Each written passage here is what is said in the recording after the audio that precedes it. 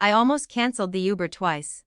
The driver had one of those pine tree air fresheners swinging from the mirror, and every time it moved, I could see my own reflection in the windshield, jaw tight, rehearsing neutral expressions. Grandma's 75th birthday.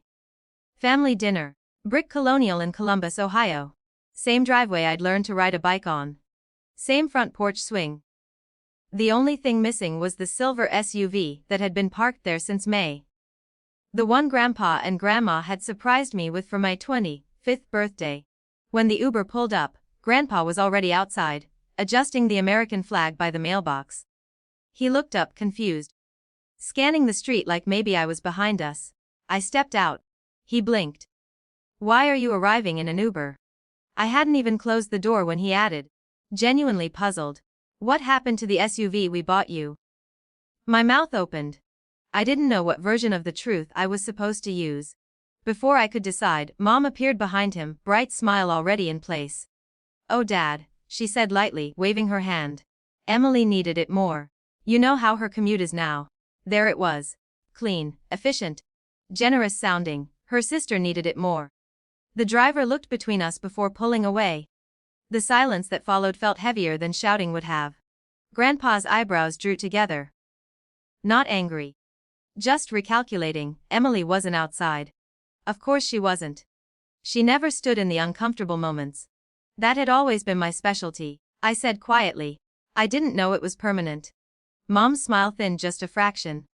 "Honey, we talked about this. You work remote most days," it made sense. We had not talked about it. She had informed me over coffee one Saturday that Emily's new job downtown was on opportunity, and opportunities required support. I had nodded. Because I always nodded. Inside, the house smelled like roast chicken and lemon polish. My aunts were already seated. Emily sat at the table scrolling her phone, keys my keys, resting near her plate. She avoided my eyes. Dinner began with normal questions, work, weather, interest rates. It was almost impressive how quickly everyone tried to patch over what had just happened in the driveway. Grandpa didn't. Halfway through the meal, he set his fork down. "Linda," he said to my mother, his tone calm. "When did the title transfer?" Mom blinked. "What?" "The vehicle title. When did it transfer into Emily's name?" The room stilled again. Emily finally looked up. "Grandpa, it's not a big deal." "I'm asking your mother," he said gently. Mom dabbed her mouth with her napkin. "Dad, we didn't think paperwork mattered, it's just family." Grandpa's eyes shifted to me. "Did you sign anything?" I swallowed. "No." "Did anyone ask you to?" "No." The answer sounded small, but they were solid. Mom exhaled sharply. She agreed. She understood. I looked at my plate. I said okay because you'd already told Emily she could have it. There it was. Not dramatic. Just factual. Grandpa leaned back in his chair. He studied the table like it was a contract he was rereading. Then he stood. No one spoke as he walked down the hallway toward his office. I heard the faint click of a file cabinet. Mom whispered, "This is ridiculous." Emily's cheeks were red now. I didn't force anything. I didn't respond. I was suddenly aware of how tired I was of explaining myself gently. Grandpa returned holding a manila folder. He didn't slam it down. He placed it neatly beside his plate. "The SUV," he said evenly. "Still in my name." Mom stiffened. "Dad, I gifted it," he continued, "but I never completed the transfer. I intended to handle that when your sister came by with the paperwork." He looked at me. "You never did." "I didn't know I was supposed to," I said. He nodded once, then he folded his hands. "Here's what will happen," he said. Voice steady enough that even the clinking from the kitchen seemed to pause. "The vehicle will be returned within 7 days. At that point, we will either complete the title transfer to its original recipient." His eyes met mine briefly. "Or I will sell it and wire the proceeds directly to her account." No anger. No theatrics, just decision. Mom's chair scraped against the hardwood. "You're overreacting, it's just a car." "It is not," he replied. "It is ownership.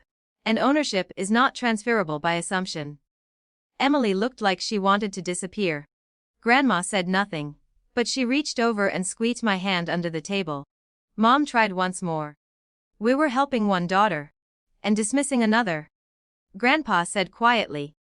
"That was the loudest thing anyone said all night. Dinner resumed. Though no one tasted much. The conversation never quite recovered its rhythm. Mom spoke in short sentences. Emily kept her eyes down, no one apologized. But something had shifted. For the first time, the pattern wasn't invisible.